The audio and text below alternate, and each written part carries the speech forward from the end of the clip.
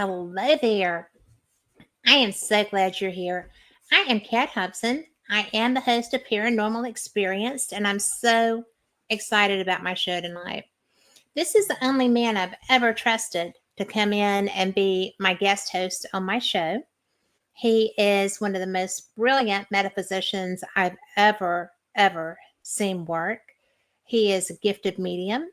He is the author of many books, and his newest one is, oh my God, my mean old grandma's really good cookbook. Mark, I got it wrong. Oh, here we go. My mean old grandma's good old cookbook and more. And I'm going to tell you that this is also one of the kindest humans that I know. So, Mark Elliot Fults, without further ado, come on in. Hey. Ta-da! How you doing? I'm good. Long time no see, man. Oh, time to see. Just a few hours. An I hour. know. So, one of my favorite lunch companions. So, Neat. We have you fun. know, I am going to tell you that I know that you know that I've got stuff that's like wigging me out a little bit right now. Sure. And my energy is kind of off the chain. So if we have wacky doodle things happen, that's nothing new to you. Yeah, no So kind of we problem. already did. Yeah. Yeah, I'm So used to wackadoodle. Yeah. you are used to wackadoodle. And you're used to me being wacky doodle sometimes. So it's all Well, good. so am I. So am I. Yeah. So am I. I'm on the clown wagon. Congratulations. There you go. Oh. Congratulations on your new book. Oh, thank you. Thank you. Thank you. Sin Schrader Hill and I are so glad to have that book, to hand it to you folks. Because let me tell you, it, it's been a wonderful, wonderful experience. But after a year, she's like, when does it end? And then, and I Well, go, it's I because it's don't two books in know. one. It's two And books then in one. it's huge. It's huge. And then It is it. really huge.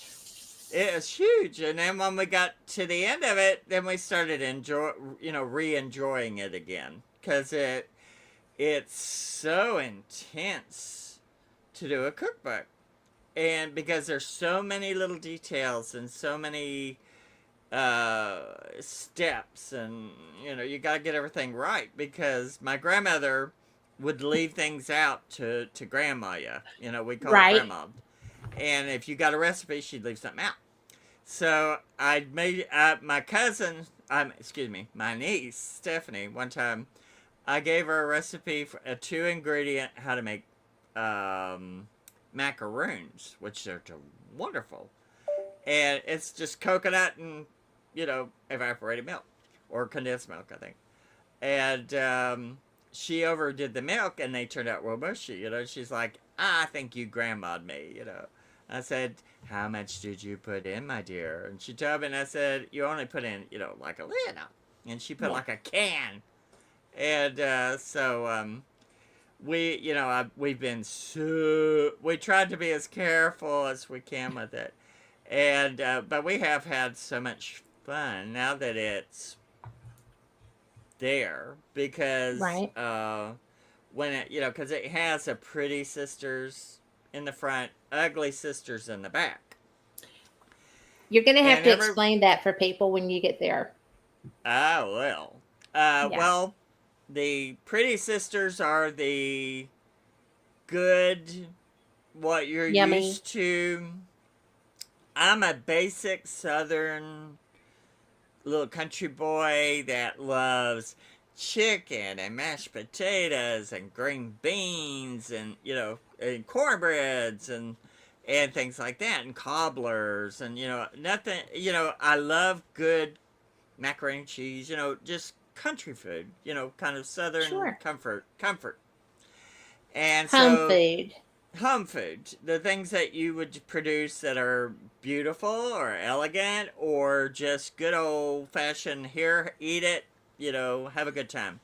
Yes. And then the ugly sister recipes started because my grandmother and grandfather, my father's parents, the one who made the mistake of marrying my mean old grandma, uh, she, She is going she, to come back to you and she is going to get you.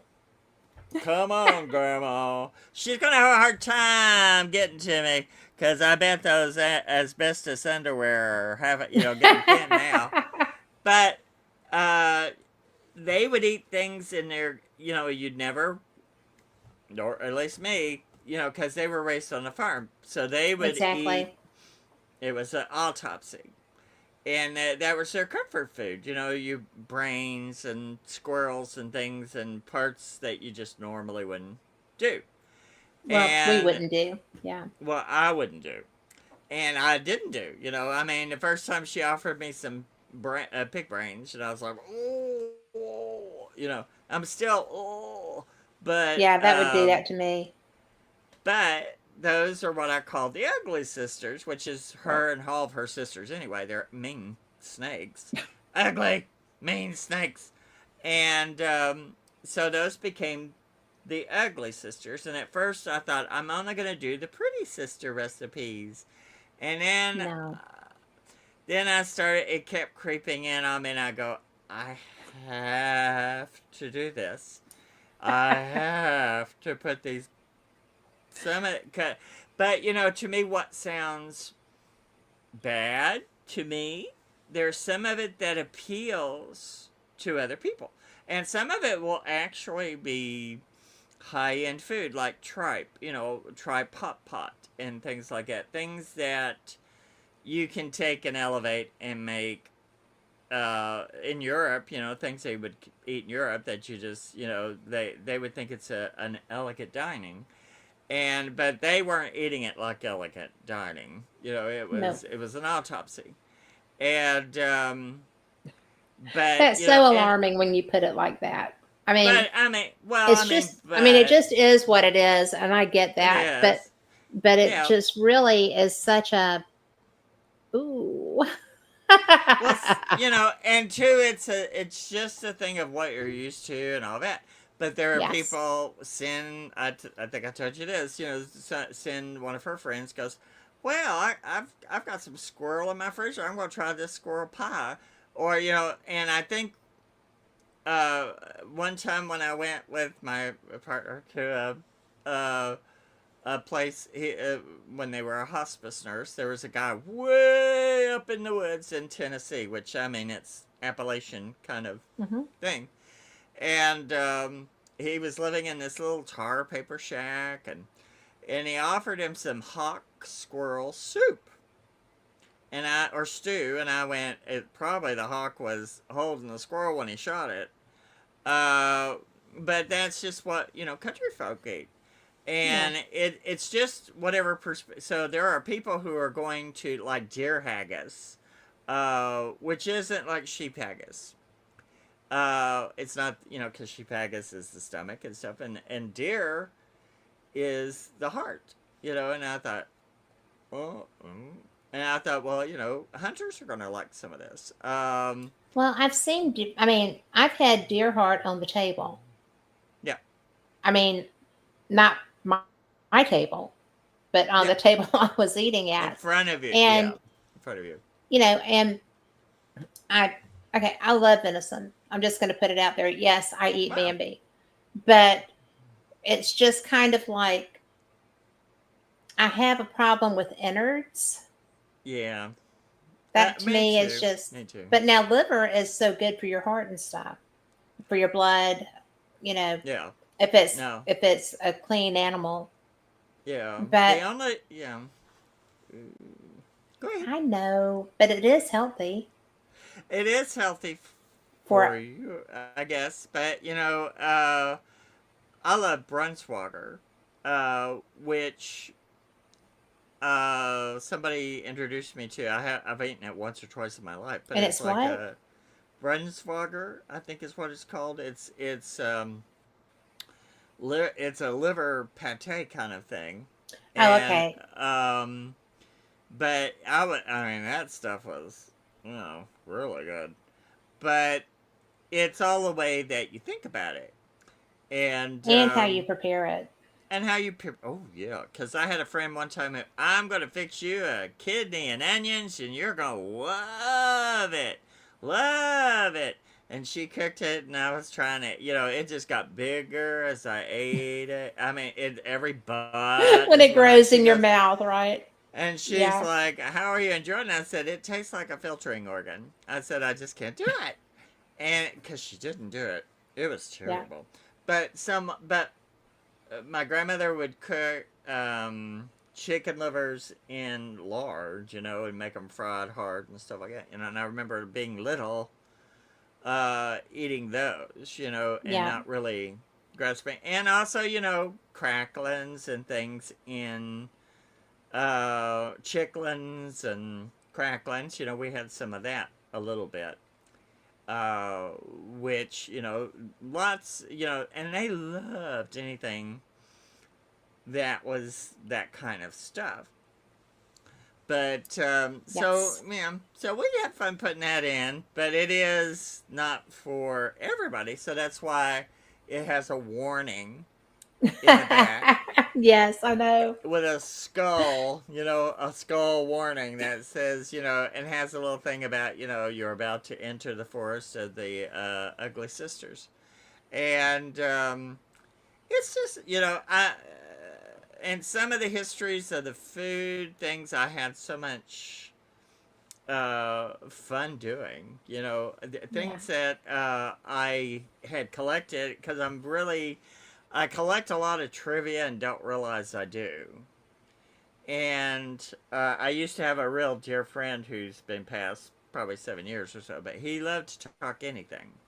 So we would just talk all sorts of trivia. Excuse me. And finding about the Sin Eaters and finding about frozen Charlottes and finding out what motivates someone to eat something that you normally wouldn't think of, and then Hmm. I'm finding out there's a lot of stuff that I don't care for, but I love to fix. There is one that I have a beet salad from the like 1907 or something, and it is so beautiful. It is the most beautiful ruby color. Yes. And I put that in a little glass crystal bowl. My cousin just loves it, and it apparently is really. I mean, I tried it. I tried it. It was okay. I'm not a beet person. I've had a couple My of beet family were beet experiences. people. Oh, I'm my not a beet mother was person. too. I think they taste like feet. But my mother and my grandma both Love them. absolutely loved them. And it was always something that was on the table, Oh whether yeah, it was the cold beet salad or, beets like normally cooking. It yeah. was something that always showed up. And it's not something that I ever acquired a taste for. And, Me, it's really, they taste like feet. I they think they taste like taste like dirt. feet. Well, to me, they taste like dirt. Now this That's a tastes good, yeah, okay dirt's a good enough. Yeah. because what happens, like my uh, partner, he they there's a lot of beet eating that goes on here, but it ain't me. Yeah. And I had a glass of some kind of tea or juice, and they had poured the beet juice into a glass, and I was sitting around doing something and wasn't noticing, and I thought it was my tea, and I just reached over, grabbed it, and and I just felt like I drank dirt. But this Lori said has dirt. I think, yeah, dirt. It just is a lot of dirt, and Yes. I know they're good for you, so I'm not putting down beets, but it's so beautiful. I love to put it on the table because, and then too, I found out some recipes where you bake, hollow out the beet and put slaws and things into it and bake it with that. Make it, and I'm like, I could probably do I could that. probably try that. But or baking oranges. I've never had a Ooh. baked orange. I've had a And there's fried really some orange, but foods. I haven't had a baked orange. I haven't had a baked one, and there's really good recipes for that and stuff like that. And it's anytime anything new came out, or you know, when there was so little trade, going on up until the 1800s. When people started getting all these fruits and things, they started doing new and exciting things with them. People were Yes. excited over pineapples, and in Oh, the yes. Oh, my 1700s, gosh. and they would buy a rich person. If you had a pineapple, you were a rich person. And they would, instead of eating it, they would put it under a glass dome and show it until it just fell apart. And because that showed Well, you that's had a real wealth. waste. Well, but it was, It was you're ostentatious. They were rare. It trying was to be, yeah. ostentatious, and it was a unique, rare, exotic food. So and like I told you today, the book has kind of unexpectedly been a little cathartic. And Yes.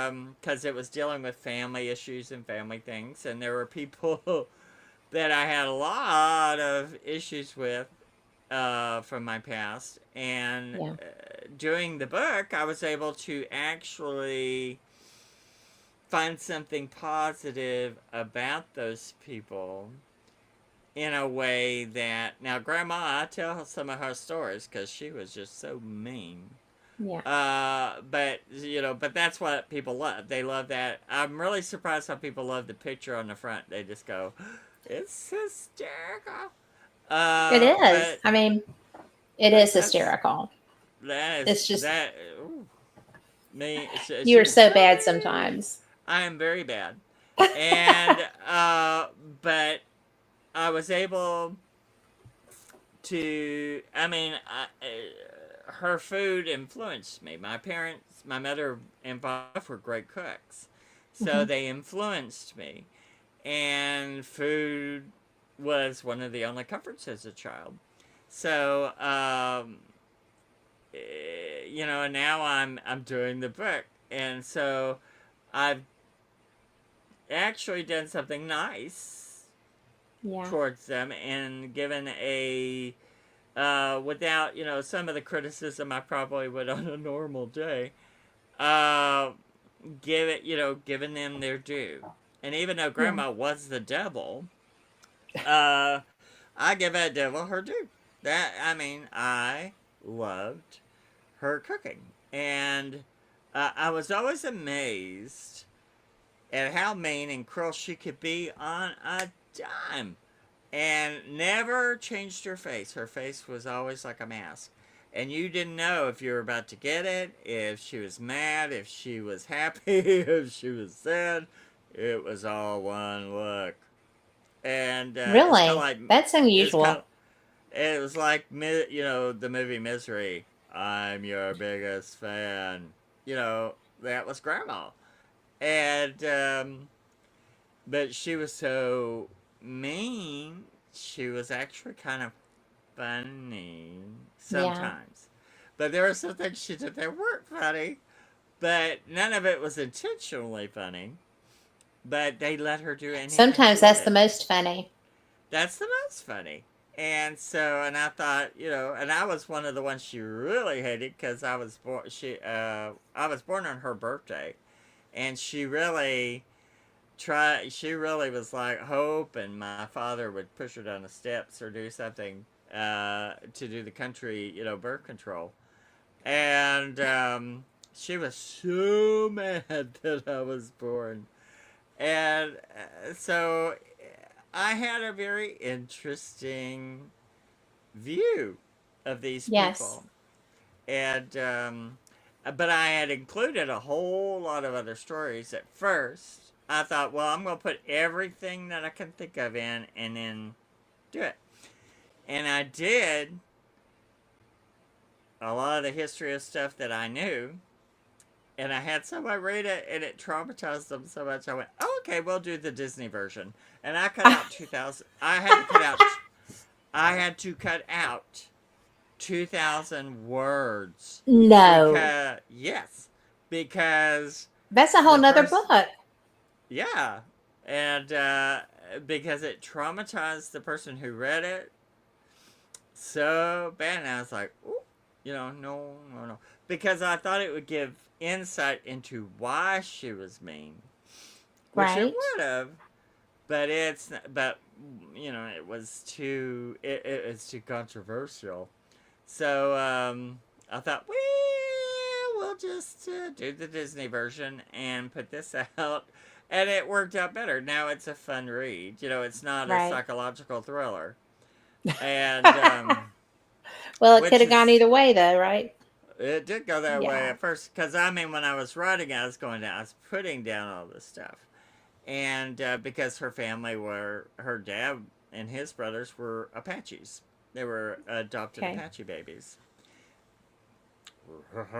Fist comes. And, Yeah. but, you know, if I hadn't gone through what I did, I wouldn't be who I am. So, um, and if I had been accepted by these people, my life might have been different in a bad way, because it didn't seem to go well for the people they did accept. Well, So I'd probably rather, if you had been accepted by them and trying to stay accepted by them, then you might not have been as comfortable being who you turned out to be. well, and I mean, I was like garlic to a vampire. They Yeah. all hated me. And just because I just wasn't them, they really got into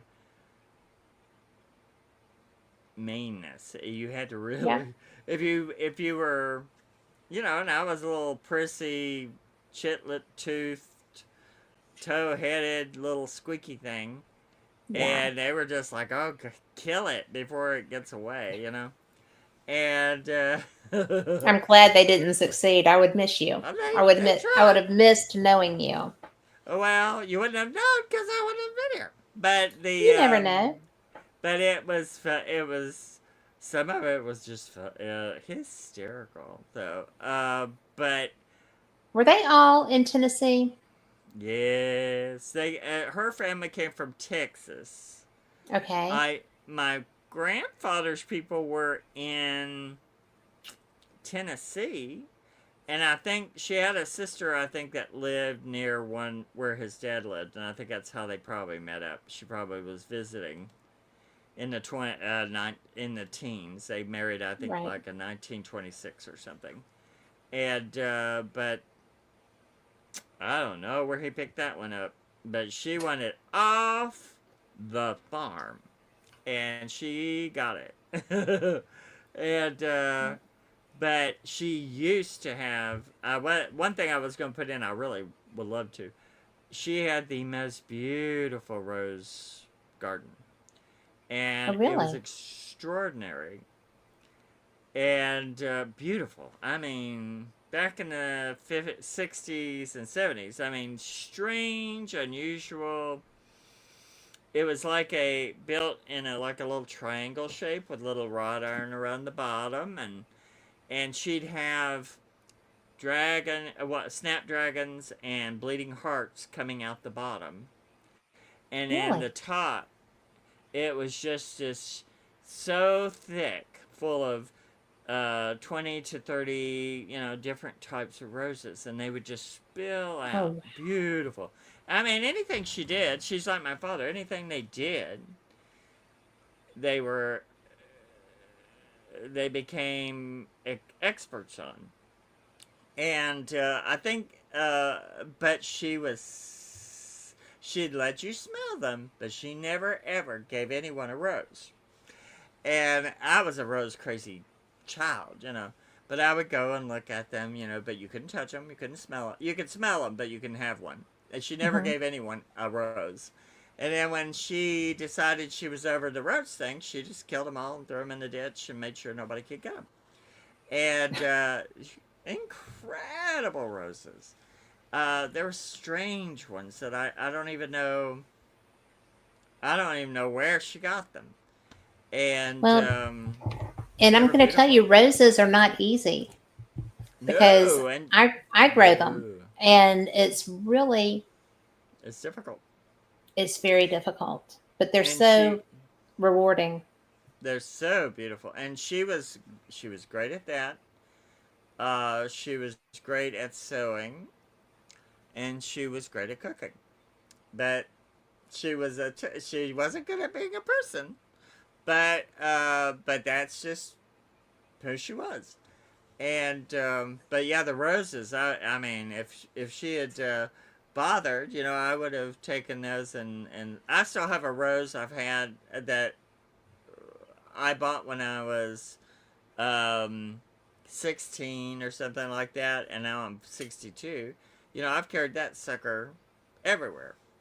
And her roses could have lived, but she didn't want anyone to have them. She didn't want you to have them. You just had to admire, you know. So she was quite the trip.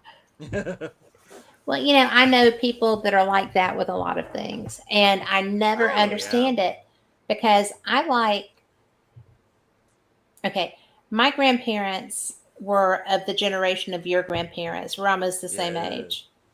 And so my dad's parents came from families of a lot of children. One had 12 siblings, the other had 11. Okay. And with my dad's family, every sibling had a trade, the yeah, men. So, there's one had a brick company, one had, we had electricians, we had people that owned a lumber yard. wow, And that was so that they could all build their houses, right? Everybody had a nice brick house that came oh, out of their family brickyard and stuff like that. The women, a lot of them were very like your grandma. yeah, Okay, um, my grandmother had epilepsy, which at that time was really bad to yeah, have, and and she had grand mal epilepsy, which was even harder to have. harder, So it was in that time frame, that was a big hairy deal. yeah, And you know it's but they all had that same kind of mindset with the, well, you're going to do this, and but this is mine, and blah blah blah. yeah, It's really interesting because my other grandparents were not country based, and they were, my grandpa was an engineer, my grandma was a housewife. And I mean, he drove trains and it was so much fun. And, they were a whole different world from my country grandparents. yeah, yeah, And to me, that was interesting as an adult to look at because they were all good people, but they were all very different. yeah. And, my dad turned out to be the biggity slicker of all of them. And, he he came a long way from his roots. And it's funny because my grandmother, to be as family oriented, she had one child. That child got offered a scholarship to a Dale Carnegie. We talked about that today, to a Dale Yeah. Carnegie school, and went on to go to a liberal arts college to get his first degree, and then wound up with a doctorate. But she had to let him leave home to be Mm. able to do that in junior high school age, and that was Wow. her only child. Yeah, that was probably very hard. It was, and I think that had a lot to do with how she behaved later because she became very different, Yeah. kind of like your grandmother. Ooh, yeah. Well, my So father was only child, spoiled. She it's was trauma. abusive, but they're also there's he was spoiled, but he was Yeah. also groomed and treated uh, brutally. And Well, so, yeah. Well, she wasn't so brutal because there wasn't anyone there to be brutal. She was just angry because he left And then my granddad Yeah. died, so how dare he? Oh. And Yeah. but I think there's different things that make them go south Of like course. that. Oh Do yeah. you think your grandma was like that just by nature, or did she have stuff that happened? Oh, well, I think, well, since her family, Right? um, eh, it was just mental illness, untreated, running rampant.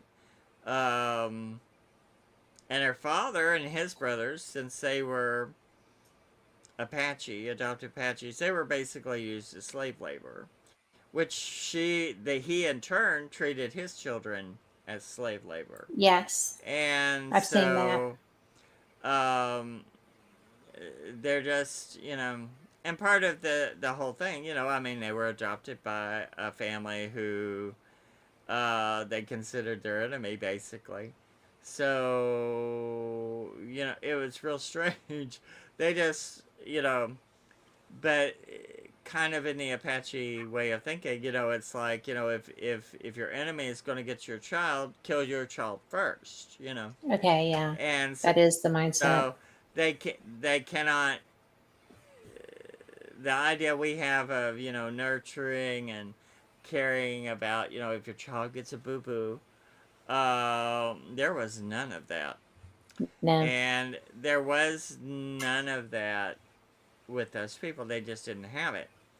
And, um, and even when they should have, they just didn't have it. It just was not in their makeup.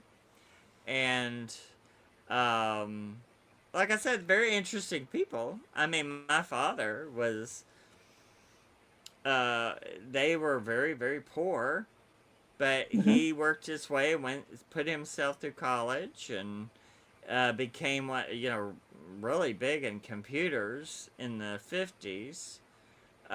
Wow, Um, that was a good decision to go into. That was a very good way to get ahead. oh, and he was making great money by the 70s, and could teach himself anything he wanted to do. He knew how to take a car apart and put it back together.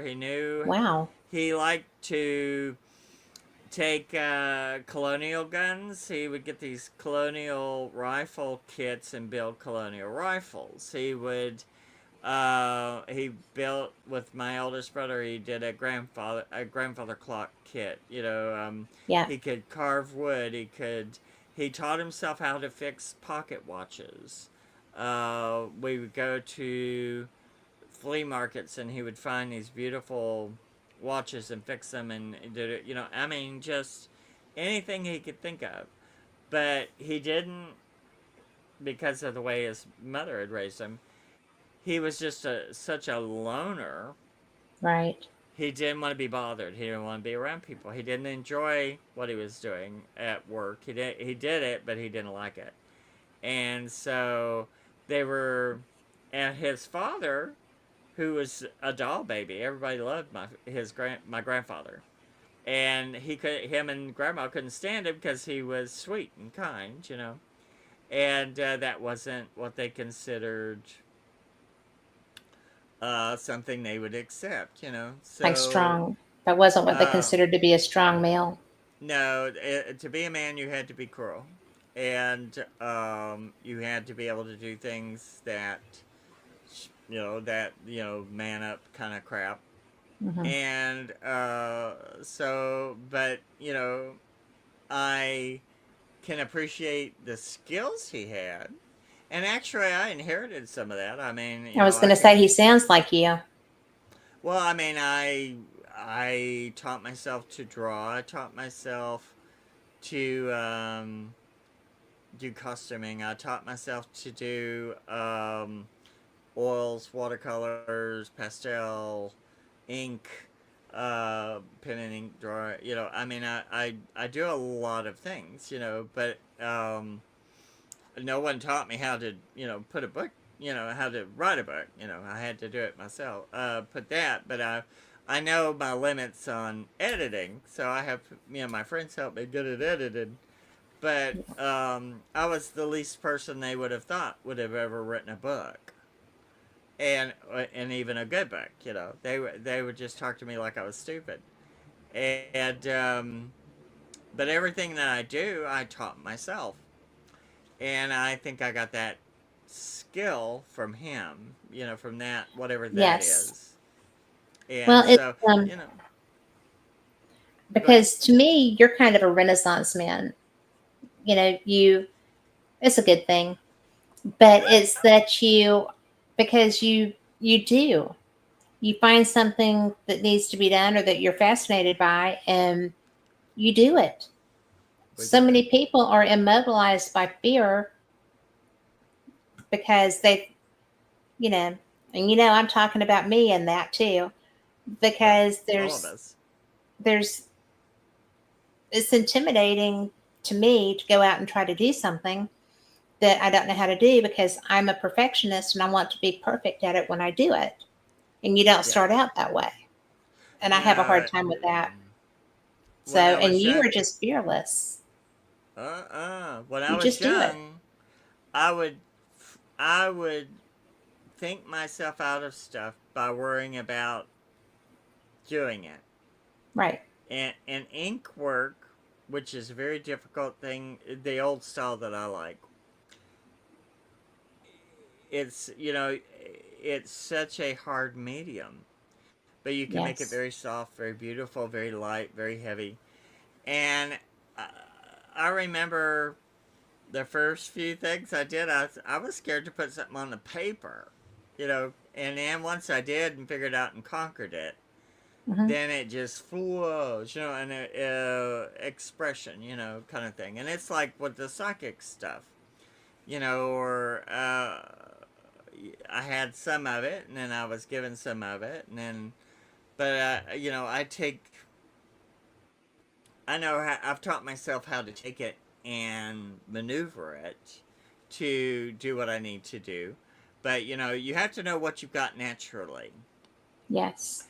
and you have to be objective. And when I was young, I could tell myself when something I do stinks, it stinks, and I don't get hung up on it. I'll say, all right, what are we gonna do to redo it or make it better? I'm a Okay. pretty good um, critic for my own stuff. Because I know at this age, you learn, but you have to be real critical in a way, not to where it stops you, but and I have post traumatic stress, so I'm all the time fighting fear. Right. And but the things that I know, or I know I'm good at, I Hmm. have no fear with. What I have fear with is usually the things that other people take for granted. So it will take me a month or two sometimes to get up the courage to do some things that people would go, that I'm even telling myself, just do it, just do it, get it out of the way. And I have Really? to I get don't. over, I have to get over the fear. But boy, but my friend Bruce would say, well, he would tell me I had a spine of steel. And there's so many things that I am not afraid of. I am not I afraid of. know. And then there are so many things that,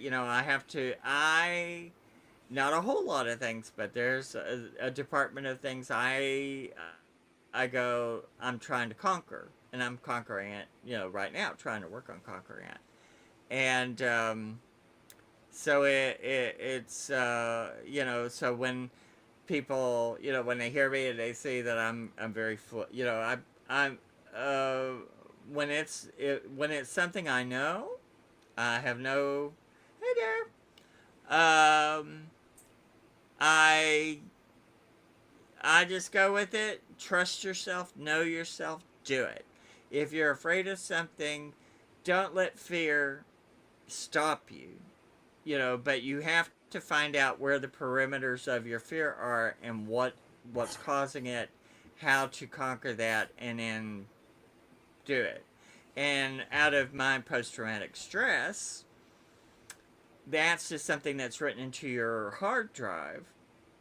So I kind of feel like a army ant. I feel like I'm trying. I keep rearranging things, trying to figure out what's gonna get me Yeah. around it, Yeah. because it's stuff that it has nothing to do with the price of tea in China or what really I'm having to deal with. It's that primal fear. And thank God and Goddess that it's, at this age it's narrowing down. Because when I first went, when I went through, things I've gone through, Yes. um, the major shifts and major transformations, I was scared to be in crowds. I was scared of people. I was scared of everything, and I found the weirdest ways to get over it, and I just I load myself up, shoot myself out there, and then go out there You and do and then that. I mean, and doing this kind of thing. 30 years ago, I couldn't have done this. I couldn't have. yeah. Because I mean, the family that I came from also, it was always they would pick at me like a bird at old fruit, and Yeah. it was always your looks, your hair, your voice. I can't stand your voice. Oh, you're stupid. And so up until my 20s, I just thought, well, I'm just too, how am I going to live? How am I going to function? Because there was no grounded part. And, and the people like my father, he was very strong. He was the scariest person I ever met. I wish I had that power to shock the way he did. He had a huge voice. He was 6'4", just my thumbs, his thumbs, my adult thumb, his thumbs were two of my thumbs wide. He was huge, and he just sounded like a thunderstorm. But That's a good um, description. and but that when you're a child and you're not what they like, then I you usually have parents who want to make sure you're interacting, make sure that you're kind of up to par and stuff, and that's not the way it was. It was just like kind of like angry babysitters, and I I just felt get like I that. was I trapped. get that. I was a hostage by angry babysitters because they were very resentful. They had to have kids, and I thought, well, I'm not the one that had that problem. Uh, but it took me years to get to where I could be around people, to talk to people. And they, like I said, they picked at me so much about my voice, the way I talked, the way I sounded, the way I rambled. Um, and I would do something on TV when I first started. My mother would go, "Oh, you looked okay, but I hate the way your voice sounds," and things like that. And so eventually, you get to where you just go, and I had to Yeah. find my own sense of self and create who I am, and let that come to the surface and not let that all be in my head. But at this age, I'm just fighting there's just post traumatic stress is a very strange thing. And the part that I'm dealing Yeah. with, uh, I'm really, I'm going to figure it out, but it's something that, and anyone who goes through it will understand. Your reactions are not based on normally what's right in front of you. It's based on all this stuff that you've gone through, and so it's a reaction that's not based in reality as you know it. Exactly. It's in your past reality. So even though you shouldn't know it, you still have to deal with it. So, but I feel like a fireman sometimes. I'm like, I'll run into a burning building. I don't care, you know. When it comes to ghost stuff, I am not worried with ghost stuff. I will talk and look at anything I can possibly do. If it's something bad, I mean, it might as well get out of my way. And, or, you know, if it wants to talk, great. If it doesn't, if it's something bad, you know, we'll figure a way to deal with it. But, but it's basic human things that, um, I don't know. You know, I think it's like I feel like I've lived an earthquake. I feel like I've been, you know, my life has been an upheaval, a break, fell in the hole, come out of the hole, you know, fall off the cliff, get out, climb back up the cliff, you know. So, Well, you've come out pretty good and thank you. fairly, fairly. You're not unscathed, obviously, but you're an Oh no, overcomer. no. You've done a great Oh, job you've of heard us. overcoming, and I think that's very cool. Thank you, thank you. Well, yeah. Well, thank you. When I first started, after you know, we won't go into all that history, but you know, I mean, you know, Yeah, the traumatic stuff I went through. Um, I was a victim for a little while, and I said, "Well, I don't want to be a living victim. I'm a survivor." exactly. And I became a survivor. I thought people were looking at me like I was a victim.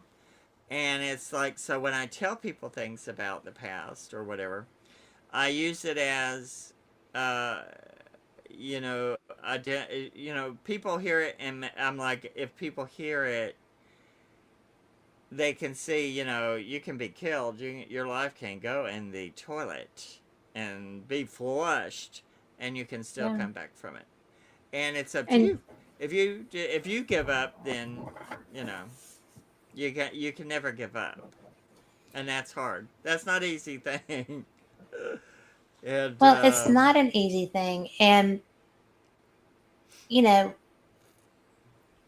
what you did go through, especially the solitariness of it, yeah, was to me. I know your story. We're friends. We're my yeah, real yeah, friends. And yeah. one of the things, like this cookbook, you have been so high on this cookbook.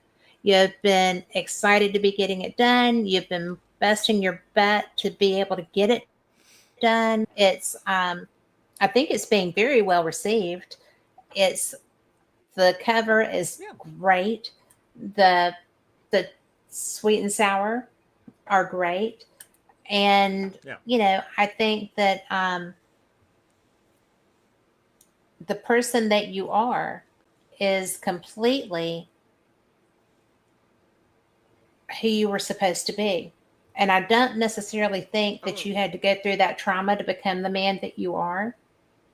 But but I wouldn't be going able to through say that that. trauma, yeah, in spite of what happened to you, you're a brilliant human. Oh yeah, And we have a question from April, if you don't mind. You good with yeah, that? yep, It yep. was, I'm for it. she wants to know, A, she loves you because she was like, Mark, again, yay. So she said, Hey, well, April. she said, do you think your trauma led to you enhancing your psychic abilities, or Oh yeah, did oh it yeah. enhance them? Well, I was psychic before, Hmm. but then when I was killed and came back from it and did the experience, it opened everything for me. It just opened. It connected me to the my inner consciousness and then the outer consciousness. Hmm. So yeah, I mean my trauma. If I and if I look at the person I was at the time when everything happened, and, because I was still I was traumatized as a young person, in a family of people who were traumatizing each other. And the thing to me, what I thought was real life, they thought was, what they had going, they were saying that's what real life is, that, what you're doing is stupid.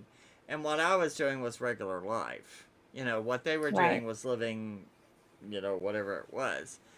And so I was deteriorating because I'd had an explosion of being very happy and finding, myself. And then I got around people who were opportunistic and saw what I had psychic wise and didn't realize it at the time. And then that led me down a whole journey, but it helped me get trained. But then I was around, they turned out to be freaks. And when went through my trauma, if I hadn't gone through my trauma, uh, I don't know where I would have been. I think it grounded me. Okay. It was that, even though when I tell my story and it's horrible and it's awful, there's a lot of stuff. I wouldn't be who I am without it. So I can't. It was the best thing that ever happened to me. Even though it caused irreparable physical harm, it caused post traumatic stress, it causes, I've had so many things, and I was born with Marfan's. I was delicate, I was frail, I was skinny. Uh, I'm just a little snowflake that shouldn't have made it. And And yet you did. they were, when I went through it and I lived, which my family was very shocked for many reasons. Yeah. They um they were really surprised, and they did not like the new me at all. They didn't like the old me, but they hated the new me. And because I'd go, well, no, that, treating that person badly is not what you need Yeah. to be doing, that, or, fighting back and not letting them abuse me, which that was, they hated that. But, Well, and, it was new. but I mean, I just became, I mean, my give a damn got broken after a certain point, which was great. Yep. Uh, but, I tried to be kind as I could, I mean, I took care of my parents when they died, and I did things to help my nieces and nephews and my sister who, she is grandma spit out. But, if I hadn't gone through that trauma, that particular thing I went through, uh, I don't know. I think I probably would have gone until I probably just killed myself because I was dealing with so much hate and self depreciating material and taught that I was nothing. And because I was different, they just thought, why live, And I mean, and I had to put up with death threats and things when I was a child. Yeah. And from family, for a family member. And trying to live, I didn't have any moorings on how to live in the real world. I wasn't Okay. raised in something. I didn't have any training to be a person. All I was trained to was be afraid and put your head down and get through it. And so I had to, that crash and burn. Well, when I came out of it, I got my life kind of started, and I went, well, become who you are. So I was able to learn, and I went back to the person I was when I was 3 and 4 that I knew I was going to be, Hmm. and I went, you're already that person. they were just lying to you because that's just what they do, and I had to find my own worth, and I think people have to find their own worth. And but the trauma was worth every second of it. Is Yeah. it easy? Hell no. I mean, I open my casket in the morning and I go, oh, I think we're alive. And then I get out of bed. I mean, because when I was in the hospital and they were like, well, we think he's going to be paralyzed, I was like, put a chair over there. And I got up, walked to that chair, which was the hardest thing I'd ever done in my life up to that point, which was like absolute walking on glass. And Oh then I gosh. said, now leave me the hell alone. And then I walked back to bed. And they were all like, what was I that? guess he's not. Yeah. And then I have to say, from my mean ass family, I got that because I'm a tough person. I You don't are a look at tough or sound person. it, but I'm a tough person. And if you Yes, have you a are. rumble, you want me in on a rumble, honey. I will, I will try to avoid the rumble, but I will get a stick and play psychic pinata. I will whack somebody in the head. Well, I'll And tell you what, it's, if I ever got in one, you're who I would call. oh yeah. I mean, it's So, like, just call. I'll come over. I'll whoop somebody. Um, I try to avoid that, and but I it's so don't doubt hard. it, but that just sounded so funny because, Well, because I know but it's true. I know it's it's true because it's true. Woo. Because your I don't like energy, bullies. yeah. And for people that don't know you personally, I I mean, you are a badass. don't know if I would You call are it that. not, I you don't mean, come out to be that. Okay. no, no. But when I have had, you know, problems that I needed a psychic to help me with, or, you know, you're going on an investigation with me tomorrow. There's things that are fun, but when I've had a crisis kind of a thing, Yeah, you're so brave, you're so wise, you're so strong, and good job. you're not just a psychic badass, but you are a badass. I mean, Well, and and some people would in a say, great way, in a great way, not because you're like woo or no, or whatever, but because you just don't suffer fools gladly, and no. Oh, you don't like you don't like people who are unkind. no, I do not like bullies. Nope. And since I am an old person now, I'm like an old granny with a cane full of gin.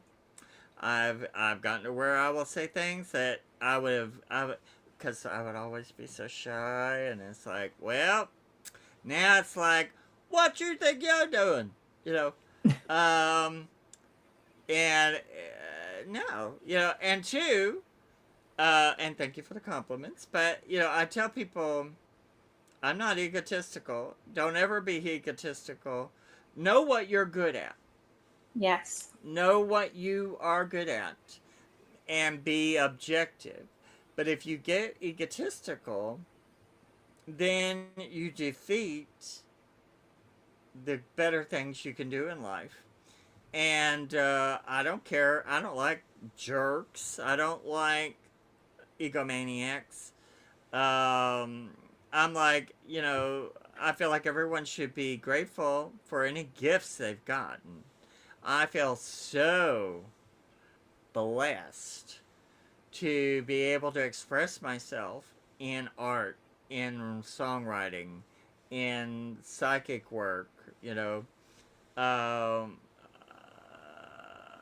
I just, um, I don't know. I mean, I love life. I want to share with people. I want to have fun and I want to Yes. explore. But then when you get into groups and people, you always get into the people who have a snit with you. I've had one a while back I had to deal with that just uh, has an attitude. And I'm like, you just don't know. And they don't have the goods to back it, but they want everyone to think they do. Yeah. And I'm like, well, don't tell me who you are. Show me who you are. It's not what someone says, it's someone does. And I don't have to tell you anything. If I'm going to go work, you're going to see what I'm doing. And if Yeah. I can't get myself out of a wet paper bag, then you know I'm full of it. Yeah. And if you go and you say, well, what was that? Then, that's, because I want people to be curious. Um, and I think we should always do more inner exploration of ourselves. We're so old, we're so ancient, our DNA is so interesting, and our brains have so much stuff in it that we don't ever look at. And before you even get out of the body to the consciousness thing, there's so much in here that's amazing. And, Well, question. I enjoy it. Go ahead. Excuse me if I'm I talking too do. much. No, no. I mean, you're my guest. You're here because I wanted you to talk a lot. I wanted to learn. And I always learn when we talk. So, Yeah, sure.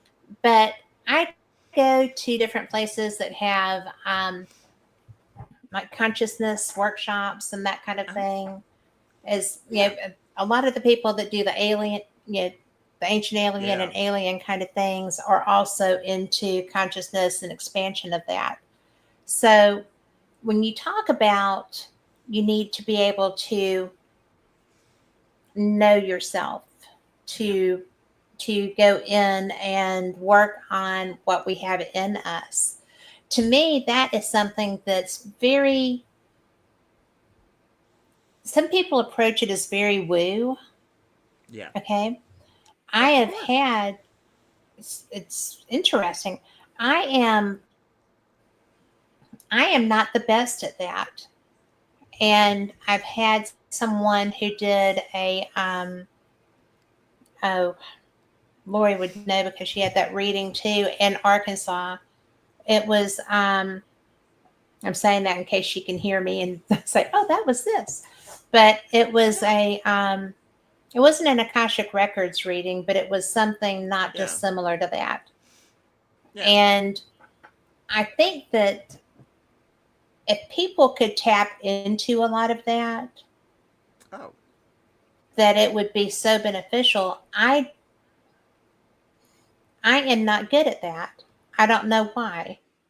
And but there's a lot of information like you're talking about. There's a lot of information in Yeah. us that if we could just figure out, we would probably be better at finding our path. I Of mean, course. I'm older than you. I'm 63. And Yeah. I But I'm still not. am trying I'm going there. sometimes. Huh? I said, well, What? I'm turning 63 here shortly, so I know. we're the Well, same we're age pretty by much the just a little same bit. age. Pretty much But the same it's, age. yeah, but it's so, I feel like that needs to be something that people take the woo out of Of course. because I get intimidated when I'm trying to work on something. I get like I psych myself out. Yeah. And what would you say? And I mean, I have a background in doing that stuff. What would you tell someone if they're just like, well, I know I'm supposed to be able to do that, Yeah. but how would you tell someone just to frickin' start? Would you just say Uh, frickin' start? freaking start. The first thing comes from hunger. You have to be hungry for it. Yeah. And so I would say, I mean, for myself, what I'm doing, um, I'm doing the psychic worm stitch. I'm going to Hmm. have the meditations and all that up. But it's all comes down to finding the right meditation that works for you and being not afraid to do it. A lot of people are afraid to hear the quiet inside themselves. And finding the right meditation does it. But a lot of people go, well, I can't meditate. Well, we do it Mhm. naturally. It's just you just got to find the right mechanism to do it. And then once you find that, not to be afraid to listen, but but I always try to teach people basics so they don't mess themselves up or do anything weird or or get their energy out of whack. Because Okay. it's all like it's like learning the mechanisms of what makes it all work. How do I get into the pineal gland, and how do I get to the cerebellum, and how do I what is the pineal gland, and what's the pineal stalk do, and what's the third eye about, and you know and a lot of people are taking drugs to have psychic experiences. Well, they get an experience, but they're not learning how to create it in themselves by just doing it through meditation. And so, but you have to have the hunger in your belly. And it has, see, for me, when I was young, I was a little devout little Christian boy, but at 11, I was sitting in a church and I knew, I said, I'm a witch. I'm a witch. I'm metaphysical. And it took me until I was 18 to go, all right, we're going to look. And then the people that I was around that I trained with, I didn't like what they were training me, but it taught me a discipline. And it taught me what I did learn the most with was where I went on my own. What I went, if you're going to do this, you've got to, I kind of had to assess what I had to get up to par with. And I had to create that. And nobody can give that to you. You just have to learn through reading. There's a lot of good books and a lot of Mhm. good things to read. When I started wanting to do seancing back in '96, I had seen a movie back in the '70s called The Changeling. I think I've talked to you about that before. Yeah. And there was it's a fantastic, frightening movie. Great movie. But there is a psychic in it who channels and does automatic writing. And when I saw that, it resonated so hard Really? that I just knew I had to do that. And that was in the 70s or 1980. So in '96, when I was working in a metaphysical store, I found a book called by Susan Northrop, and I think it's called Seancing. Yeah. And I read it and I went, I can do this, and I did it, and I didn't have a clue what I was doing, and I did it. And when the first one we did, when everybody, there were 16 people showed up, and I did the preparation, and I got ready, and I closed my eyes, and I thought, oh lordy, if I don't, what happens if I can't do it? And then I thought, while their eyes were closed, I could still get out I could run out the store, while their eyes were closed. And then it just started. I trusted myself, and it happened. Yes. And then I took it further. I took the elements of what worked for me on that, and then I developed more. And then because my consciousness expanded when I died and came back, Uh-huh. there was a different element to it that I went, oh, and then I became a very deep channeler. And, but I had to be prepared. I had to open the door for it, but I had to be ready. Right. And it took a long time. So, like you've seen me channel before, it's a real freaky, weird experience. And actually, a lot of guys are scared of me and my channeling, and I'm like, it's not like you're going to get infected with something. It's like Well, it I'm was an so, operator. Make a phone call. yes. I mean, because the only problem I had with that experience Mm. was when I realized that I did not know how to stop it. I didn't Well, you know. didn't have to. You don't have Well, to. I didn't know that. Okay, I didn't know that, Yeah. but I also trust you 110, Yeah. right? Yeah.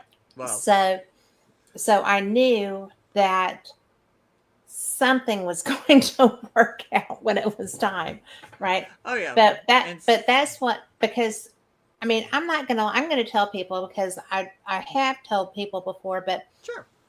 when you were channeling and you were doing it for me, who I was doing this for a friend because their Yeah. dog was being affected, and it was my dog's best friend, and you go and take care of Yeah. animals. But you came, and it was so cool.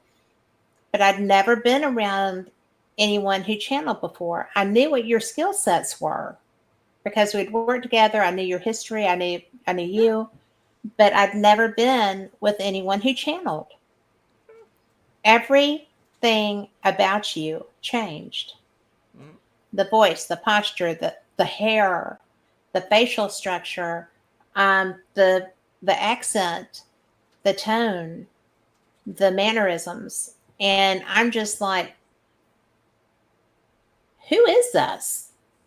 yeah. And then you told us. Yeah. And you were very saucy. Or he was Mm, very he was. saucy. He was He was saucy. very He was saucy. a He was a bad jerk. guy. He was a bad He guy. was a bad guy. But, Yeah. you know, so I already knew you for real. I did not know how for real you were. And because I'd never seen that before. Yeah. And so my concern was that you were going to get stuck, and I didn't know how to help you. And then I thought, this is Mark. Okay, we're fine. This is Mark. And, you know, it was not something I'd ever experienced before, but it was something that in reading about it and researching it, just for my own edification, I found a little frightening. Yeah. And when I watched Well. you do it, it wasn't frightening because you were very in control, but I didn't see you in this situation. No. So I wasn't fully aware that you were that in control. Yeah. It's a Well, the very way strange thing that you do, it is, and I it's love it. very cool. It's very cool, and I love to do it. Um, but I have a weird way of doing it, but I have a very structured way of doing it. And I have a Teflon coating I do on my shallow, on my, where the spirits come into Your your essence. energy field. Hmm. I create a energy container for the spirit to come close, but not inside. They're not really. I haven't taken them like just without Teflon coating. I just bring them in your body and do. People used to do that, and I'm a control freak. I'm not going to let something just in my body. Exactly. And so I'm in control of the mechanism to speaking with them. And if it don't go right, I shut it down and Hmm. expel the energy. So, and people, and I didn't expect that we were going to do that. See, I go into ghost hunting without knowing what I'm going to do. I just go in and do it. Hmm. And I try not to know anything beforehand. And I just go down and, Yeah. throw the chips in the dirt and see what comes up. And but when I do a channeling, it's a very ancient form of communication, the oracle speaking kind of thing. But I do it in a way where I know I can keep myself protected and nobody around me is getting affected with it because it's not coming through in a way where it's in your environment to where Right. you would get it on you or kind of thing, But when I was young, people would just say, I am, and, suck it in, and then, not always know how to get it out. Yeah.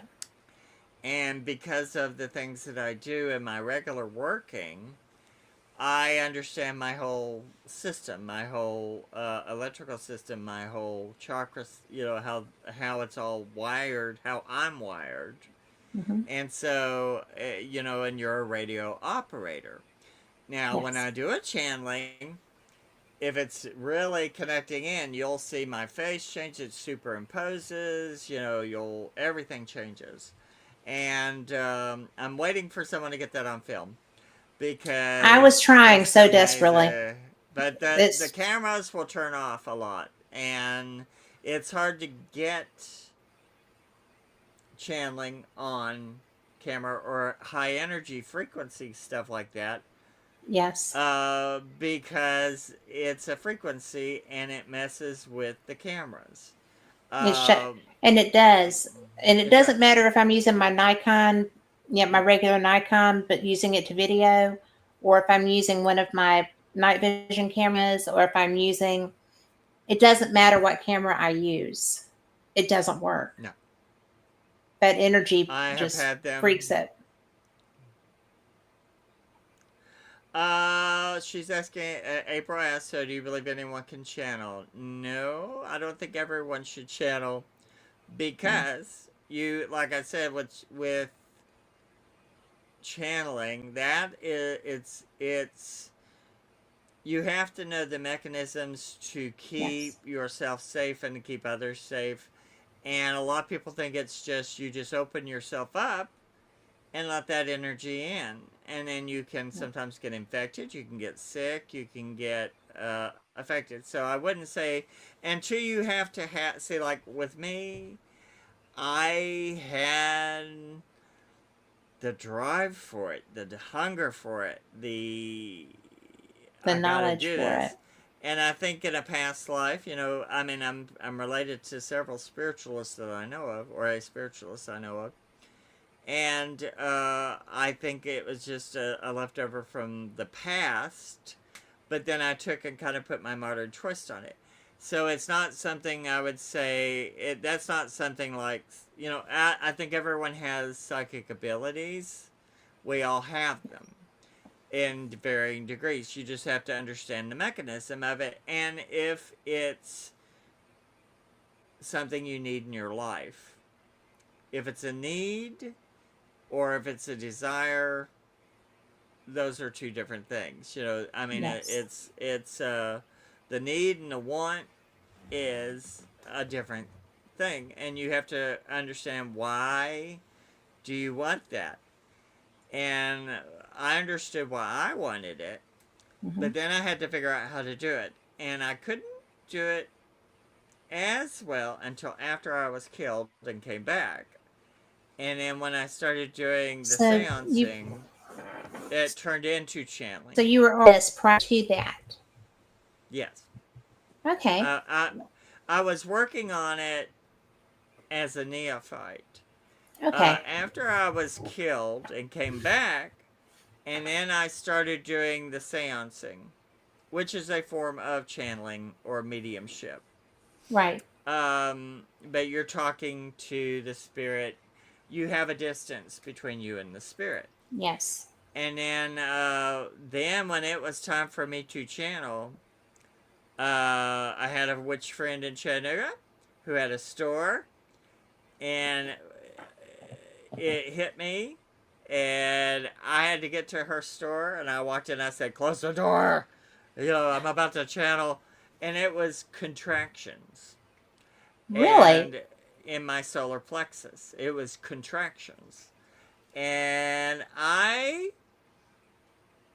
had them raising energy, holding a frequency, and I channeled this old woman who had been burned to death on the bow of a boat back, like almost like Greece, kind of, like they were going around killing the priestesses of the different female Um, religions, and so they took this woman, and she was a priestess, and they tied her on the bow of a boat and burned her to death to the sun as a sacrifice to a sun god. And I superimposed. That was the first time that ever happened. you could smell wet, burnt wood, and I have a hard time. I was laying in the floor flat on a concrete floor, and I flew up through the air and landed like a leopard in front of my friend Lori. And she was sitting there looking at me. She held her own, but she said, "Oh Lord," she was like, it scared her to death. But it was fascinating, and but it was like I went into I had contractions. I had the thing. It scared several people very badly, but nobody was. It wasn't something that was going to hurt them. It sounds so scary when it's happening and all that, and then it usually turns out fairly tame. It's just the getting the energy through, opening the shallow, getting it connected, and talking. So I don't suggest it for everybody, because until you know what you're doing, and that you've done a few years of working the muscle and understanding what you're doing so that you don't infect yourself. You know, Because that's go ahead. oh, go Because ahead. why? Oh, go ahead. Go ahead. Well, because when in April, and hi Tammy, but April, I really, because of what I saw with Mark, if it's not something that you feel like you are being led to do and that you have worked to have the knowledge of what it actually is, when Mark was doing it, everything about him changed. He was in control because he knew what he was doing. And whoever this was on Mark, not in Mark. No. And there's a difference. Because if you don't know, I think it would be very easy for a spirit as strong as the one that Mark was channeling, and he was strong. He was I very think that I parasitic. think I think that it would be very easy if you were not in a position of strength there, if you didn't know exactly what, how, and everything else, that someone could, that was just doing like a looky loo or a, ooh, let's try this moment, and Yeah, that happens. I and that think you would be in happens. trouble. I It think somebody it could be in trouble. it can lead to trouble. So it's the first thing has to be, hi there, Tammy. Uh, you have to have the hunger for it. I had the hunger for it. I had to Well, conquer this, and yes. it's like, and like I said, I've offered it. There was somebody that I offered to do that for them for a show. They like me, but they are so scared of me. And I'm like, you're scared? Why are you scared of me? Because You're not I'm like being, scary. I don't feel like You're a little scary, but freaky that sometimes, but you're not I am scary. freaky, and I understand that, and I have to understand some people are terrified of it, and so the first thing has to be, it's like a talent, that a hunger that I have to do this. I have to Hmm. do this. I have to do this. And then you have to have the discipline to start small, build the muscles, make sure you've got your electrical system in order, Hmm. and then when you've done that, I mean, really, I think you need 2 or 3 years of just that before you try any of it.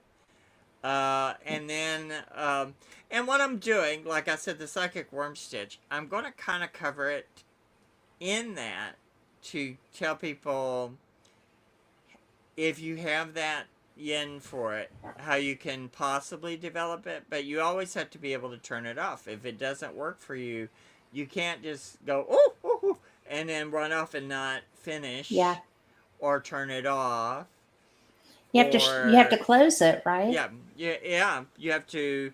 everything is open close, and what you're doing as a channeler, you are using your body as the operator, and you're Mm-hmm. making a phone call to this energy. You get it answers the call basically like a cell phone, and you take that frequency, you open yourself in a safe, contained manner to where you can let the message come through. And basically, you let your vocal cords be the tool that it speaks from, the speaker, which is what it's a belly talker.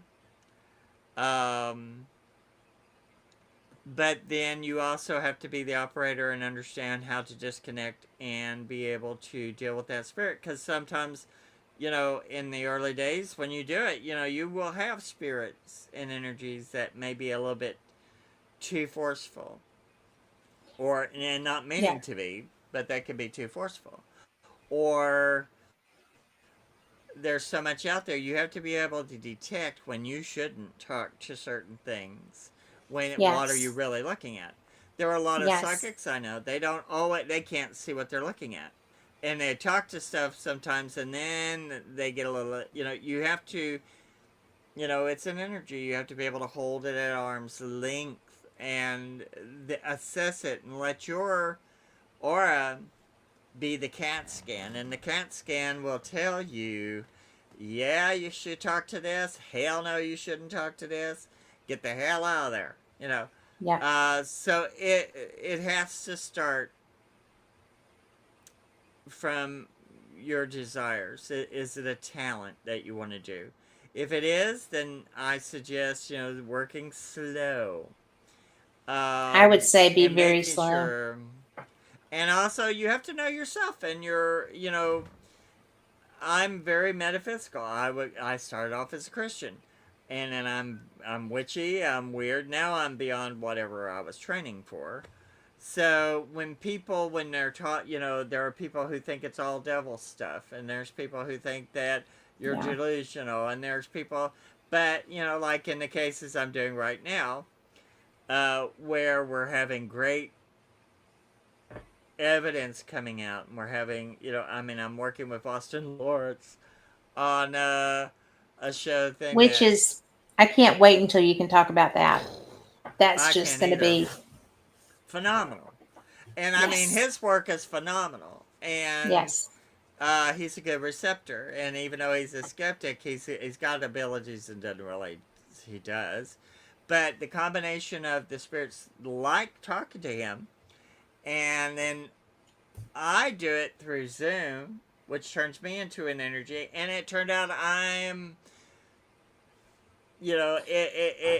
it's blown my talents way out of the Yeah. what I expected, and I thought I was just going to go on a little ghost hunt, and I got pulled into some stuff that it's like wow, but And we're going to talk about that when they're ready to talk about that. yeah, I mean, So, but it's fun, but but he gets a lot of stuff. It's like woo.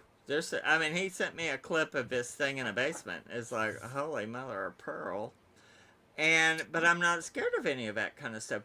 no, But because you some don't of have to be. it, no. Now I'm cautious when it's something that can be parasitic, or that Yes. can be infective, or that can be from a level of energy that there's a lot of consciousness out there that just happens to be, it's like a thinking tar, Hmm. and really old stuff that's got consciousness, but it's old stuff. And sometimes Yeah. some shadow people looking kind of things in it.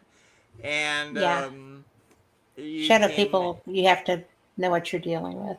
well, yeah, because sometimes it's a harmless thing. Sometimes they're a spirit delivery form. They're a spirit delivery system. Hmm. And which I've had that with one that turned out to, I had my first gray experience through a shadow person that was actually the mechanism it was coming through, because it was in an open house with an open circle and going through. And so it was a constant energy from everywhere coming in. You have to be able to assess what you're looking at. And a lot of people cannot assess what they're looking at. And I trained as a Wiccan, and then I trained and as a Gardnerian, and that was okay. But then everything that I've had to do, I've had to train differently Mm-hmm. because you have to become a metaphysician, but you also have to know, what when a lot of people jump to the conclusion if it's scary or dark, then it's a demon. Demons are a very rare thing, but there's a lot that don't mean there's not stuff out there that can't give you trouble or be an infection or be something you don't want living in your house, Yep. or eating off of you. You don't want them eating on you. I have seen people pull things into their bodies that ate them, gave them cancer, gave them leukemia. Um, Doing ritual, you have to be careful that you're not just pulling in something you don't understand. Yep. Um, the so I mean, it's not one answer. It's like, but if you're interested in channeling, what I suggest is look at examples in around you. There's some people online. There are some people who channel. There was one guy that in the 90s channeled Marilyn Monroe, and it was pretty phenomenal because I could feel it when it was happening to him, and it's like you could feel the spirit going into his skin. Oh. And it was very interesting. I was like, yeah, that's real. I have seen people that I go, get the shovel, it's bull. I have seen people that I'm like, are you kidding me? And, all sorts of people sitting around with big doe eyes going, oh, tell me, great master. And that's another thing. You have to watch out. People will follow you and listen to you and think you're a soothsayer, think you're, you know, which you have to what it is really ancient stuff Yeah. that you're doing in a modern form, and you have to bring it to the forefront by showing excuse me, that it's doable. But you also, they're looking for you to make the first mistake. Yeah. It's like a psychic can't make a mistake. Well, yeah, they can. Look, your body is your tool. I am a Yes. disabled. I mean, people probably can't tell by just looking at me, but I have a lot of disabilities for different reasons, and so my tool has to be in working order. And whether I feel good, don't feel good, I have to know when to say no. I experienced that the other week, and I ain't gonna. I'm really gonna get to where when I have to say no, I'm gonna say no. And you have to know what your boundaries are because you want the best experience every time you do it. I Yep. try to do when I do it, I go in 100%. I do it. I throw it all at the wall, and I go in without information. I tell them what I'm saying, and that's Yep. worked out really well. But you have to trust yourself. But people will look to go, see, he made a mistake. See. So I have that always in my head. You have to always don't overthink. If you don't know it, you don't say it. If you hear Yes. it, you say it regardless of whether you have to trust yourself. I'll tell them things that they have no idea what I'm talking about, and then I let them figure it out, and then it always turns it out to be factual. And And that's but oh, that's something that blows me away because that's you right. told me that a long time ago, right? Yeah, yeah, Because we've been doing this together for a long time. for a while. And you told me if you hear it, you have to say it. You have to say it. And And yeah, I've started doing that. And it blows people away because 9 times out of 10 so far, if I'm getting something, it's right on the money. And even if, because it's stupid, because it'll be something that is completely irrelevant to what is irrelevant. happening in the room. And I'll say, well, this is what I'm being told, right? Yeah. That's happened twice now that was just like so Twilight Zone. I don't even know why I'm saying these words. And Tremendous. it's like, boom. And it just freaks me out. Well, actually, now it doesn't freak me out anymore, but it freaks everybody else that's around me out. It's fun. Yeah.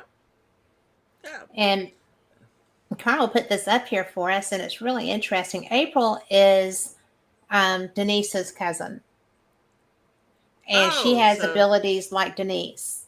yeah. But Okay. and I know Denise. for those that are just listening, I'm going to go ahead and read this out. I had a dream the night before last that showed a demon entity on the TV in my dream that came and attacked me. The strange thing is, the name of the demon was said out loud in the dream, and I prayed against it out loud, even though I never woke up. I don't remember the name now, but I Yeah. think that, Subconscious. yeah. So, is that April? Well, Were you watching it on TV and it came out, or was it just the dream? she saw it on a screen, a TV screen. Now, what Okay, that is, that's the screen is representative of the pineal gland stalk that goes to the subconscious. So that was something from her subconscious talking to her through the screen. And it may not have been a demon in particular. It may have looked like a demon. There are a lot of weird things out there that look pretty scary. I always go through a lot of procedures before I say something is demonic. Um, but there are a lot of things out there that are pretty damn scary, so don't worry about it. right. But it was talking to you from the screen, so it was wanting to attack. You felt like it was going to attack you, but it went. You were able to not be attacked. So that was just something you were seeing. And two, sometimes dreams can be prophetic and have real Mm-hmm. meaning, and then sometimes um, dreams can just be a garbled goop of what we've got going on. Right. Because right now we're in such a shock jock Mm-hmm. time, that so it can be, a lot of people feel vulnerable right now. So that could just be the problems representing themselves in a form, and your mind trying to deal with it. It doesn't Okay. necessarily mean a demon was trying to get to you through the TV, but the screen is part of the subconscious. So that means you were in alpha, and it was in the delta level. So that the delta level is the subconscious, which goes down deep, down in here. The third eye is here, and the Yep. deep one is here.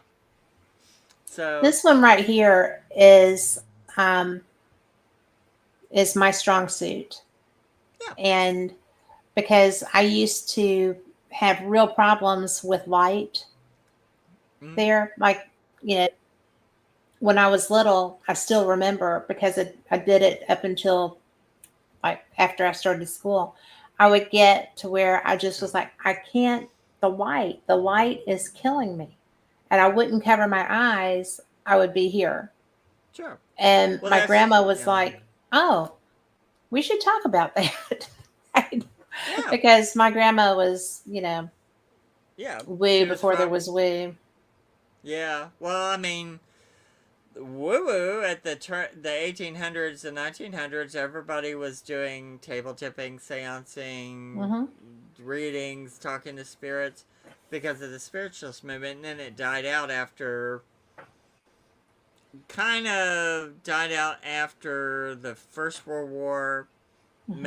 came back a little bit around Second World War, and then it kind of faded out.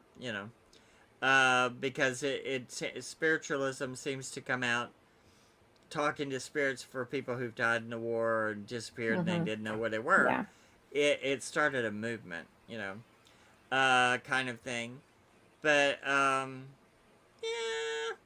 it sometimes dreams have real meaning and sometimes they are a representation of our fears, and you're something that you can't deal with in real brain time, that you have to deal with when you're conscious, because your brain is going to constantly Hmm. recycle.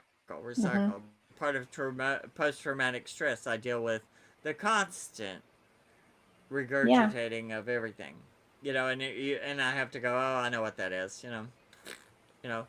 But it can be right now. A lot of people are vulnerable feeling, and True. that could be the way that it's coming up from your subconscious, going, that's the boogeyman, Hmm. because people are feeling scared and Attack. apprehensive. And I keep putting out messages on Facebook. I'm like, don't be afraid. Don't, you know, you can be afraid, but don't let it stop you. Don't let it paralyze you. Use it as fuel. Put Yes. it in your tank. Get up, do something. Call Yep. somebody. Do Go something. out and change Get the in world. action. Change Yep. your change your world, and Well, that that's will all we affect. can change. And that's all you That's where can our change, and control then is. and that may affect the ripples of that may affect the world around you.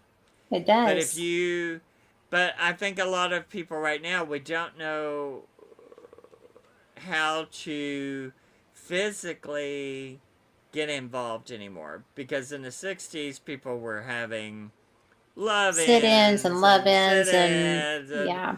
and singing and protesting, and that, and now we're afraid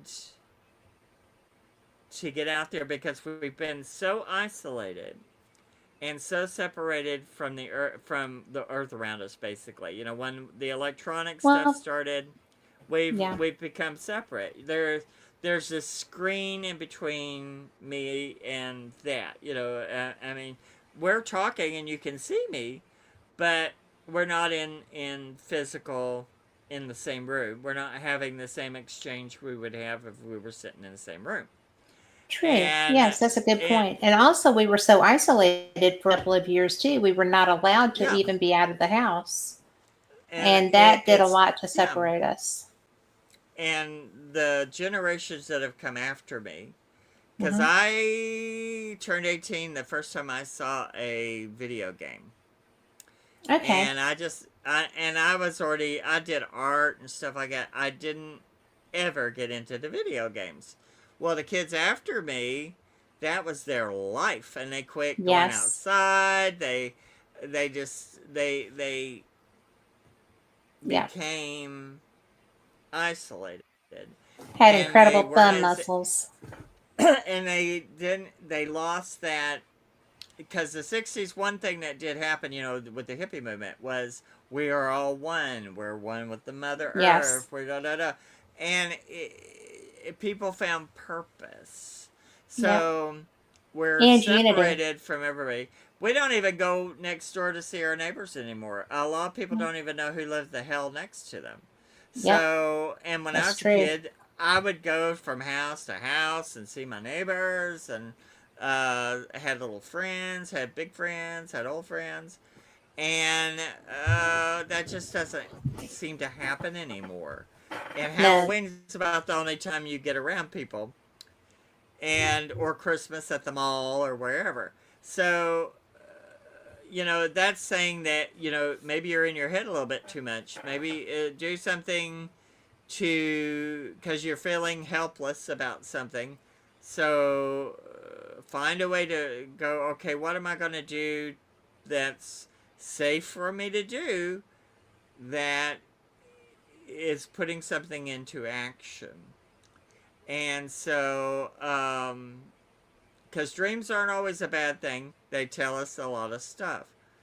But right now, with everything going on, yeah, there's real fear. I mean, People Yeah. are really worried about, their food, their bills, their Medicaid, they're not getting their medicines, not, how am I going to pay, a $1,200 rent?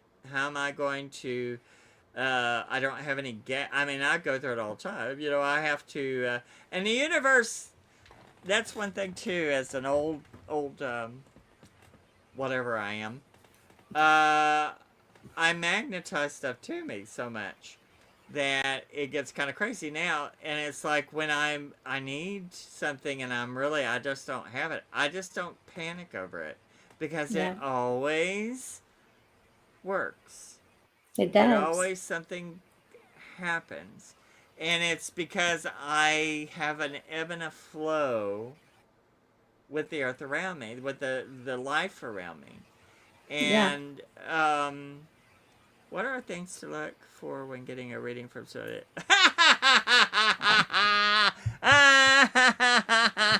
Because I worked with somebody. Oh my lord! They were such con artists and bad con artists, and people were just going. Oh, I thought I want to get up and play psychic pinata with that person. Um, First Psychic of pinata. That's all, so bad. Tom is psychic Tom is piñata. actually very Psychic piñata. Tom is a very astute person. He's very good at reading people. Okay. And so I'm Okay, sure good. that probably because you know as well as anyone else does that some people are very good at presenting Oh. themselves as more gifted than they are, Oh, yeah. or they're not at all, but they come off really well. So They pass it off. I think this is a Good really question. fantastic question because Yes, and I have an even answer. I said, what are things to look for when getting a reading from someone that may not be Woo! legit?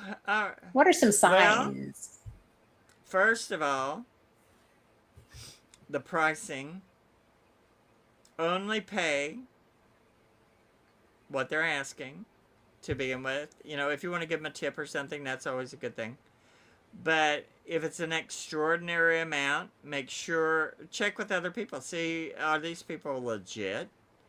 Your system will tell you if they're legit. Um, if during the reading they start telling you stuff now, I've had my days where you can be off, you can be a little off, and then what I do, if I go, well, if I'm off, I'm reading something else, let me reset. And then, I've never walked away from a reading that but that sometimes if you have, especially if you're working in a space where there's other people, then you're getting their energy, the other people's energy, your energy, you're dealing with, and you have to learn how to separate what you're listening to. And if the person brings people with them, whose energy are you listening to?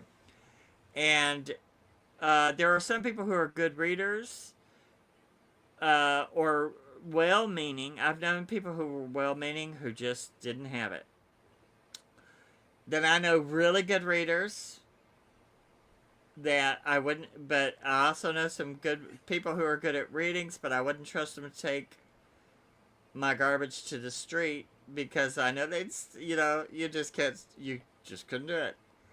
And and then there were people, one I knew that had a psychology degree, and every bit of their reading, they acted like they were big and psychic, but they were using techniques on the Mm-hmm. person, asking that person questions, the person not realizing they're giving them the Everything. information, Yeah. and then they take that information and act like they've given you a reading, when what you've gotten is a big stinking bag of bull hockey. And um, and what drives me crazy is when someone starts going, "You have a curse on you, and Oh, if you bring me $600, I will get I this will help curse you. off of you." If that ever happens to you, get the hell up, take you, your money, and go. Or Yep. if you've paid them, get your money and go. Don't give another second to that person. If they are not hitting anything, then maybe they're not the person for you. And if they are full of cow manure, you'll find out. There have been people I've known that bedside manner, they don't have a bedside manner, rude, Yeah. egotistical. Yeah. You should be paying me $300 for me to look at you. And when I was doing my shop, I just wanted to do readings, so Yeah. I just started charging $20. And there were other readers who were mad at me uh, because they were like, well, that's going to take away from my readings because I want to charge a lot of money. And I'm like, well, Yeah. no, have at it. Be yourself, do your thing. If you're going to get readings, it's not going to do whether it be because or not because of what I'm doing. Now, as a reader, I've been a reader over 40 years. I'm a psychic and a medium. If I don't know what I'm doing, I just need to quit. But I know what I'm doing, and Yeah. I treat people decently, and I don't charge them a whole lot. Uh, Now, also the thing is, a lot of people question, well, how can you, if it's your spiritual thing, how can you get paid? Well, it's people need to pay their bills. And if they're coming to you, a lot of people want to pay you to get a reading because they're getting a product from you. They're getting an answer Yeah. they can't get from their psychiatrist or their church. And some of them want to pay that. But there are plenty of people who've come to me who didn't have a dime, that I knew didn't have a dime. And there's one girl that I'm real close to, and she had a brain tumor. I didn't know it at the time, but I knew. I told her about it. I started talking to her about it, I said, sit down. And she says, I don't have any money. I said, that doesn't matter. Sit down. I offered you the reading, and I've never charged her a dime for a reading. And anytime she comes to me crying, I help her. And the person I worked with, I have seen people come to them in desperation, and if you ain't got the money, honey, she ain't doing it. And if you get a reading from her, they felt a lot of them are very discouraged, and then the ones who don't know any better felt like they've gotten a reading. Well, the stuff she told them isn't from her real skill center. So she read them through tricks. And I tell people, don't tell me anything. This is the first thing. Don't tell the psychic a damn thing. You don't tell them a damn thing. You go in there and you say, I'm not going to tell you anything. I want you to tell me what you see. And if they start trying to pull things out of you, Yeah. then that is a sign. If you start to feel like a piece of taffy being pulled, Yes. they're trying to pull that dollar out of your pocket, and you may Yeah. not be. And there are some people who are really good readers that are insecure.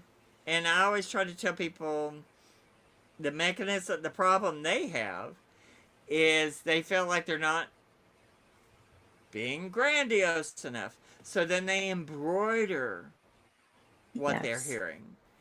And that's bad. Don't say any more or less than what you sense or hear or see. But if somebody starts telling you some stuff that sounds like bull, it is. If Yeah. they are, and if somebody, you have to pay somebody to do a reading. I mean, that you're going to them for it. Now, I've been very reasonable on my prices and stuff like that. Now, in a few years, if I had to, there's some really weird things going on. So, if things change, I would always try to make things more affordable Mm-hmm. for people and keep it affordable. But then when you talk to these big psychics, they're paying their agents, they're paying Yeah. their crew, And so it's a different thing that where me and my fat little psychic derriere picking up my bag or sitting talking to you online. I don't have a entourage to pay, but that doesn't mean one day I won't have one. But then when you do, I still would try to keep it reasonable. But Yeah. because there's one that I know of that I can't stand, but they're really big, and I don't like them because of there's something about them, something. Yeah. I will not say the name, but they charge outrageous amounts, and I'm like, really? And they do it in a way where I'm like, it just makes my stomach crinkle, and I'm like, Yeah. and but hopefully that's answering it. I don't know if I answered it correctly, but I think it's you did a great job. if your gut instinct, if you go to them and they're giving you a great reading without knowing anything, and I start with cards a lot because people, and then I go into doing the seancing and doing the reading and channeling and whatever I'm doing. It's a gateway into looking at their life. And it gives them Okay. something to understand. When they're looking at their cards, they can understand that. When you're sitting here like doing hand puppets, it doesn't always they're like it freaks them out. I'm Well, sitting I there could see telling them that. about their dead brother. So you have to deal with somebody who knows what they're doing. You can tell if they know what they're doing. If you smell the greed, get up and go. It's not worth it. If they try to get money out of you later, if they try to say that you've got a curse on you, give me money, call the police, Yeah. report them.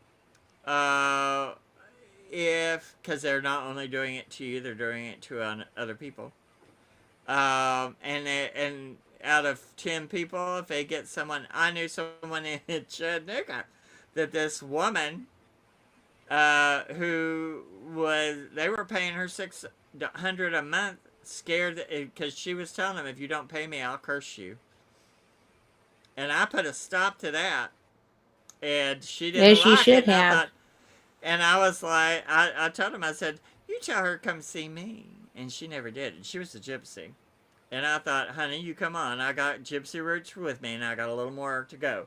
So Yep. those people couldn't pay were having trouble paying their rent, but they were paying that con artist $600 a month to keep her from them being kept hostage, and them scared not to do it. So, and not every gypsy is like that. Not every psychic is like that. No, There are they're there not. are there are great psychics. You just gotta find them. I did. Um, and well, thank you ever so. And But when I work well with the people that I work with. But also, people like to do the phone psychics. Well, when you call those big systems, they have a whole little paper thing they look at, to tell you what to they have a say, whole, yeah, a whole lot of, do this, keep them on, keep them on for because it's longer by the because minute. the minute. So I don't like those. I have But friends there's that were readers with them, yeah, and I I don't had like them to. either. And But you do get some real psychics sometimes, but it's up to you. I'm not going to say don't do it. I'm just well, I saying mean, my tread friends did not carefully. read for them for long Yeah, because they were no, charlatans. But yeah, it goes against who you are, and yeah, real readers don't want to do it. They don't want to feel like a con artist. And but there's plenty of readers out there. Just use your common sense. and And if it discernment. looks, yes, and if it looks like a con, it probably is. And but I don't believe you should pay. Uh, you know, Here when I worked in a store, we did $30. And I did pretty good just doing $30 readings all day long. And I had to pay $10 of that out to the person who owned the building.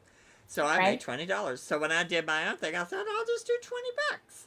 and people have a Yeah. 20 bucks in their pocket a lot, and they got $110 rating for 20 bucks.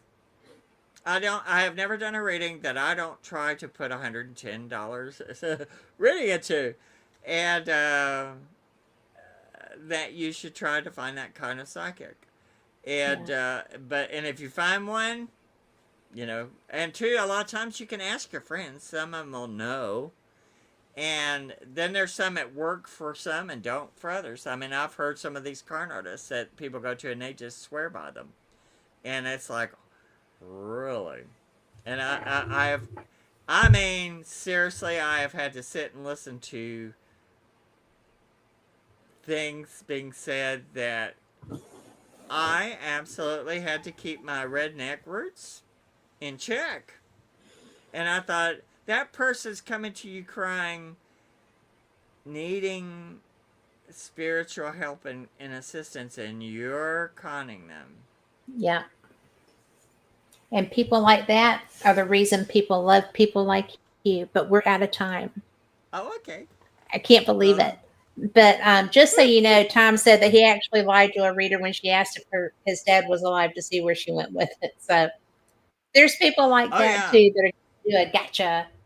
So Tom that McNicholas, you're a gotcha. mess. Austin, yeah, Austin did that to me to beginning to make sure if I was a con artist, and I didn't take the bait, and it floored him. He was like, "How is he doing this?" And You're he funny. tried to do me, and I was like, "Bring it on, baby, bring it on." And that's why you should reach out to Mark, Tom. Ah, So that's fine. thank you so much for being here tonight. I know that my energy tonight's a little bit off, and you know why. You're fine. Yeah, So and I'm you're really fine. glad you're here. Thank And you. we will be ghost hunting tomorrow. I'm In the so excited. morning. Yes. I know mornings aren't Yeah, your favorite. So it'll be good. It'll be good. I'll look like a ghost in the morning. That'll be all right. But I won't they judge. relate with that. They relate with that. So, well, thank you for having me on here. And if Thank you anyone for being is here. interested in finding me, just look up Mark Elliot Fults, Elliot with two L's and Yes. two T's, Fults on Facebook. Uh, Yes. I have a AOL thing, but you know what? At 63, I get such, and after having a stroke, I have an avalanche of just bull Yes. that comes in, and it's like I have 3,000 emails. I never know. I can never quite dig through. So just contact me on Facebook. Yes. And for everyone listening, thank you so much. I'm so glad that y'all were here.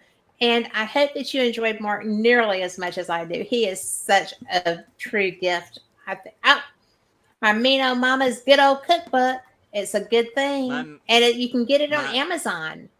Yeah, What? my mean old Grandma. grandmas. What did I Good old say? cookbook. I What did thought I you said say? my mean old mamas.